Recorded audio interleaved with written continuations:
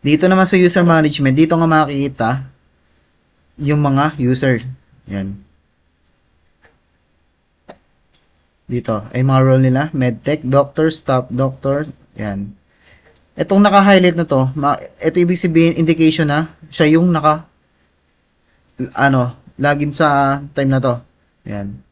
Pero hindi niya rin i-edit yung kanyang sarili.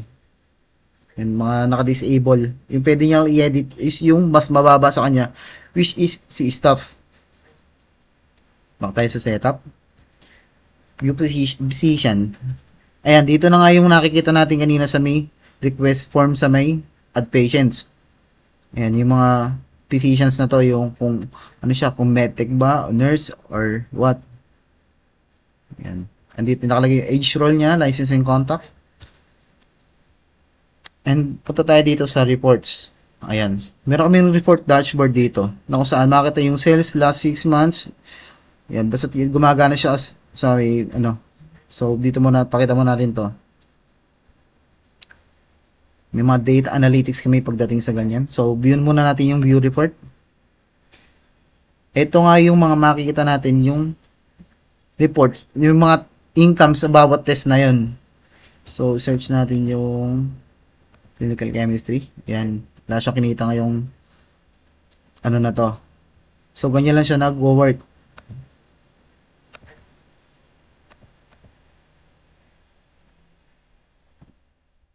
So, balik tayo. Patient census. Ayan, makita yung mga demographic dito. Yung mga average ng nagpapatest. Laboratory workload. Ito yung mga test type. Sa bawat, month na to. And lastly, is yung physician's productivity. Ayan. Makikita dito sa staff productivity report na to, ito nga yung mga kung ilang beses silang nakapag-test. So, dito, ayan. Hindi ko ba sila masyadong nalagyan.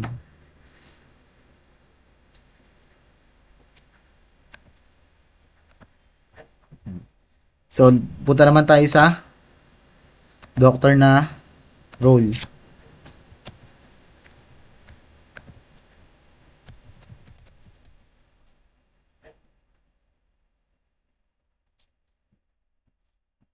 Ayan. So, pinakita naman din ito kanina, yung mga part na to.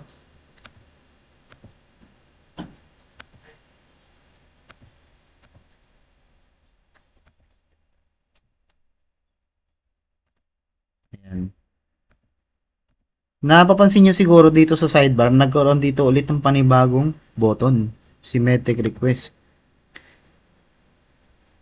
Si Medtech kasi ay hindi basta-basta pwedeng makapagpalit ng patient informations. So, dito muna dadaan yun. Kailangan ng approval niya ni doctor. Ito nga tayo nakalagin. So, dito sa part na to, nakita yung mga in-approve na. Hindi rejected. So, papakita ko kung paano gumagana yan. So, una, maglagin muna tayo as admin.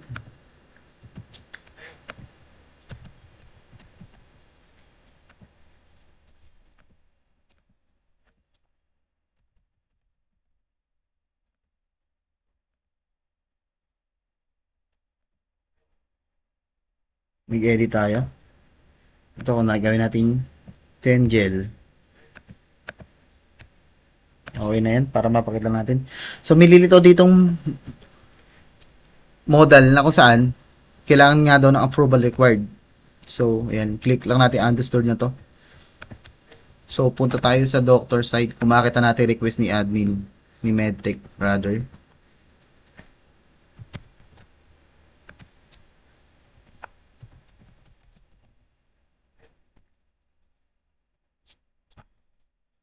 So, punta tayo sa Medtech request. Ayan, nakita natin yung kanyang request. Tingnan natin view changes niya. Ito yung kaninang dating pangalan niya. And then, ngayon, yung propose niya is itong pangalan na to. So, close lang natin. Itong reject lang na yan, meron tayong actions dito na approve and reject. So, kung sin-approve natin, makita na yun sa sa medtech page. Yan, wait lang. Balik tayo ulit para mas mapakita natin.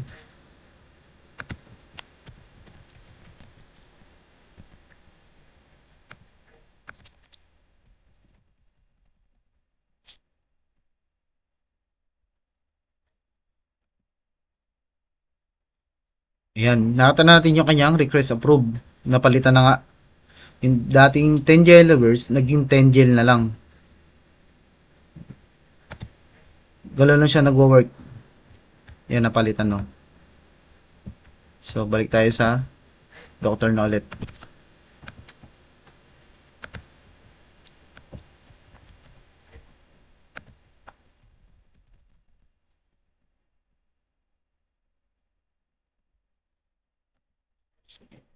Yan lahat, yan ang kakayanan ni doctor. So, napakita ko naman. Nothing changes. So, dito na tayo sa pinakamataas na role, which is si owner. Lagout lang.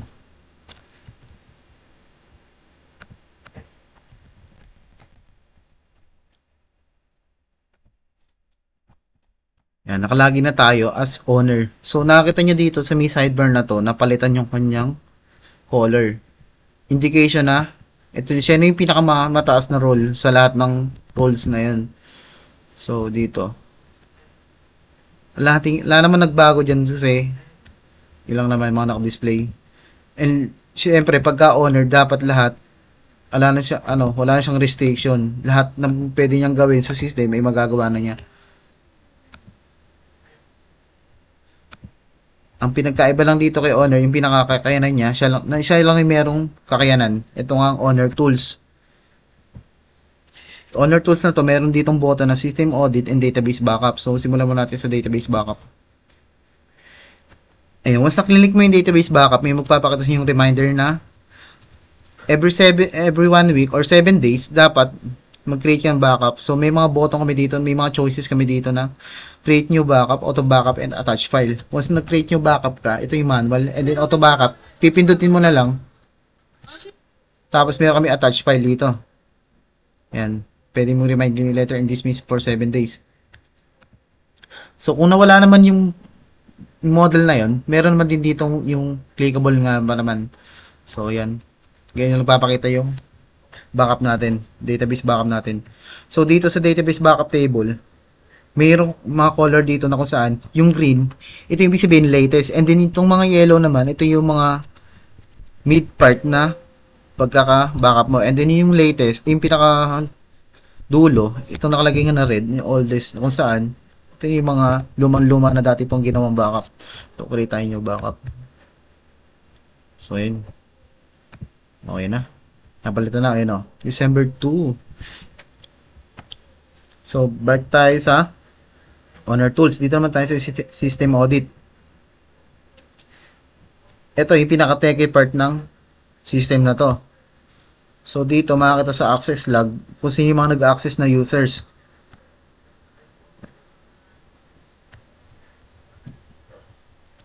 And meron din kami ditong error logs. Ito yung nangyayari kapag mayroong mga errors sa code performance. Lastly, server logs.